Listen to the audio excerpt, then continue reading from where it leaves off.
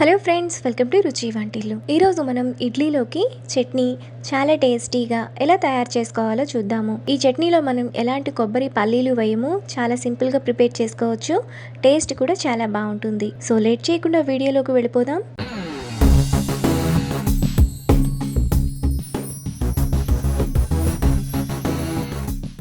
శనగపిండి చట్నీ చేసుకోవడానికి ముందుగా ఒక బౌల్ తీసుకొని అందులో చిన్న ఉసిరికాయ సైజ్ అంత నానబెట్టిన చింతపండును వేసుకోవాలి.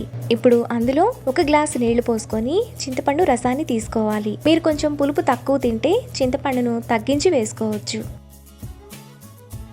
చింతపండు రసాన్ని ఇలా తీసుకున్న తర్వాత ఈ రసాన్ని మరొక బౌల్లోకి తీసుకోవాలి.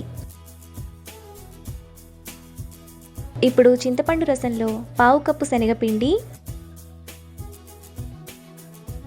టేస్ట్కి తగినంత ఉప్పు, అర టీ స్పూన్ కారం, పావు టీ స్పూన్ పసుపు వేసుకొని కలుపుకోవాలి. ఎక్కడా ఉండలు లేకుండా బాగా కలుపుకోవాలి. ఈ చట్నీని మనం కేవలం 10 నిమిషాల్లోనే చాలా సింపుల్గా ప్రిపేర్ చేసుకోవచ్చు. టేస్ట్ కూడా చాలా బాగుంటుంది. ఇలా కలుపుకున్న తర్వాత అందులో మరొక గ్లాస్ నీళ్లు పోసుకొని కలుపుకోవాలి. నీళ్లు ఎక్కువ పోయకూడదు, ఈ క్వాంటిటీ సరిపోతుంది. నీళ్ళు ఎక్కువైతే చట్నీ బాగా పల్చగా అయిపోతుంది. ఇలా కలుపుకున్న తర్వాత పక్కన పెట్టుకోవాలి. ఇప్పుడు స్టవ్ మీద ప్యాన్ పెట్టుకొని అందులో 1 టేబుల్ స్పూన్ ఆయిల్ వేసుకోవాలి. ఆయిల్ వేడైన తర్వాత 1 టీ స్పూన్ తాలింపు గింజలు వేసుకొని ఫ్రై చేసుకోవాలి. ఆవాలు చిటపటలాడేంత వరకు వేగనివ్వాలి. ఆవాలు చిటపటలాడిన తర్వాత అందులో 2 ఎండుమిరపకాయలు, కొద్దిగా కరివేపాకు, సన్నగా తరిగిన 2 పచ్చిమిరపకాయలు, సన్నగా తరిగిన అల్లం 1 టీ స్పూన్ వేసుకొని ఫ్రై చేసుకోవాలి. అల్లం పచ్చిమిరపకాయలను మీడియం ఫ్లేమ్లో ఫ్రై చేసుకోవాలి. పోపంతా వేగిన తర్వాత అందులో ముందుగా మనం కలిపి పెట్టుకున్న శనగపిండిని ఒకసారి గరిటెతో కలిపి వేసుకోవాలి. ఇప్పుడు మీడియం ఫ్లేమ్లో దగ్గరకు అయ్యేంత వరకు కలుపుకోవాలి. ఈ చట్నీని మనం మీడియం ఫ్లేమ్లో మాత్రమే చేసుకోవాలి. కంటిన్యూగా కలుపుతూ ఉండాలి, లేదంటే ఉండలు కట్టేస్తుంది. చట్నీ మనకు ఈ కన్సిస్టెన్సీ వచ్చేంత వరకు కలుపుకోవాలి. ఇలా ఉంటే సరిపోతుంది. చల్లారిన తర్వాత ఇంకా గట్టిగా అవుతుంది. మనకి శనగపిండి చట్నీ రెడీ అయిపోయింది. ఇప్పుడు ఈ చట్నీని వేడివేడిగా ఇడ్లీతో సర్వ్ చేసుకుంటే చాలా బాగుంటుంది. ఈ చట్నీని వేడిగా తింటేనే చట్నీ టేస్ట్ అనేది బాగుంటుంది. అంతే, ఎంతో టేస్టీగా ఉండే శనగపిండి chutney ready. Hello friends, welcome to రుచి వంటిల్లు. ఈరోజు మనం ఇడ్లీ దోశల్లోకి చాలా టేస్టీగా చట్నీ ఎలా తయారు చేసుకోవాలో చూద్దాము. మనం రెగ్యులర్గా చేసుకునేలా కాకుండా చట్నీని ఈసారి ఇలా ట్రై చేయండి. టేస్ట్ చాలా బాగుంటుంది. చేసుకోవటం కూడా చాలా ఈజీ. సో లేట్ చేయకుండా వీడియోలోకి వెళ్ళిపోదాం.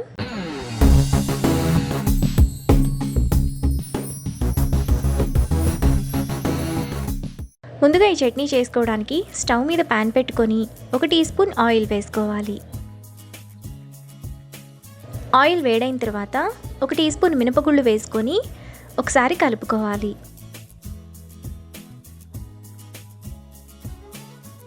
ఇలా కలుపుకున్న తర్వాత అందులో సన్నగా తరిగిన 1 ఉల్లిపాయ, 8 ఎండుమిరపకాయలు, 3 వెల్లుల్లి రెబ్బలు వేసుకొని మీడియం ఫ్లేమ్లో 1 నిమిషం పాటు ఫ్రై చేసుకోవాలి. ఉల్లిపాయలు వేగిన తర్వాత అందులో చిన్న అల్లం ముక్కలుగా కట్ చేసుకున్న 1 టమాటా, 1 రెబ్బ చింతపండు వేసుకొని కలుపుకోవాలి.